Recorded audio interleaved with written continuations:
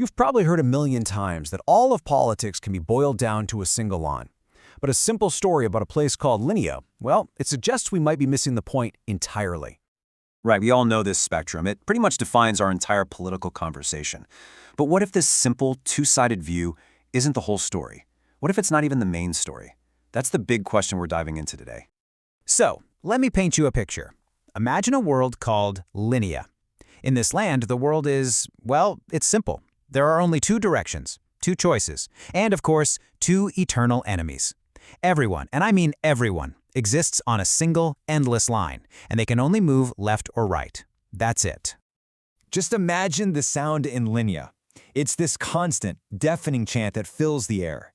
It's a world stuck in this perpetual conflict, where the only thing that matters is which side you're on. Any progress is measured by, inches gained in one direction. But the arguments, the fights, oh, that never, ever ends. And in this world, we've got a few key players. First, there's Linus. He's kind of the every person, just a regular guy caught in the middle. Then you have Redrick, who's the champion of the staunch left, and Rex, who's the die-hard defender of the staunch right. But there are two others kind of lurking in the shadows. Big Tony, who represents centralized power, and this mysterious figure named Dia, who, well, she holds the key to seeing the truth. And right here, this is the very essence of the trap. You listen to Redrick and Rex, and yeah, they sound like total opposites, but if you really listen, their arguments are just mirror images of each other. Both of them are absolutely convinced that their direction is the one and only path forward, and that kind of thinking keeps everyone trapped in this one-dimensional fight. And then we have our hero, Linus. He asks this one simple question that changes everything. It's the kind of question that just cuts through all the noise. Why does it always have to be a choice between these two things? You know, this question, it's the very first step out of the trap. Because as it turns out, there's someone who really, really benefits from this endless fight.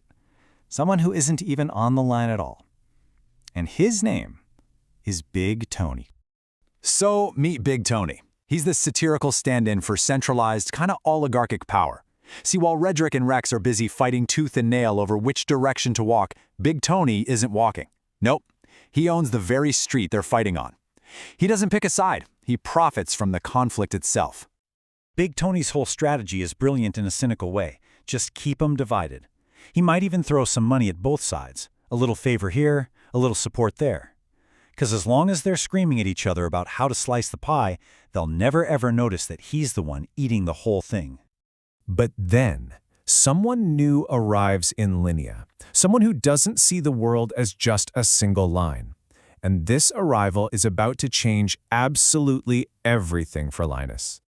This is Dia. She's this mysterious being from somewhere else. She sees all the line folk just bumping into each other, and she offers them a totally new perspective. She tells them there's so much more than just left and right. There's also up and down. And this is the big aha moment. We are also focused on that horizontal axis, left versus right, but Dia reveals the second, vertical axis. And this one isn't about ideology. It's about the structure of power itself. Is power concentrated way up at the top, flowing down on everyone? Or does it rise from the bottom, held by the communities themselves?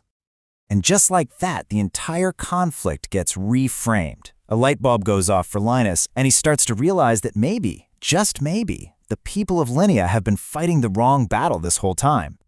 Dia literally lifts Linus up, letting him see the world not as a line, but as a grid. And from up there, from that new vantage point, Linus sees it all crystal clear. He sees Redrick and Rex fighting endlessly on one axis, while Big Tony sits comfortably at the top of the other axis, pulling all the strings. Their fight, it's just a distraction. And boom, there it is, the big reveal. That endless battle, the one that consumed all of Linea's energy and passion, was never the real conflict to begin with. The true struggle was always vertical. It was always the conflict between concentrated top-down power, like Big Tony's, and the incredible potential of decentralized bottom-up communities. And with this incredible new clarity, Linus returns to the line. But he's not there to pick a side anymore. Oh no. He's there to change the entire game by rallying everyone to look up and challenge that vertical power dynamic. And that's really the heart of this whole allegory. When people stop fighting side to side, and instead start working together to build cooperative bottom-up systems, they don't just help one side win. They create a rising tide that lifts everybody's boat. So we'll leave you with this question. The next time you see a really heated left versus right debate, just ask yourself, who owns the street? And what if the real game, the one that truly matters, is being played on a different axis entirely?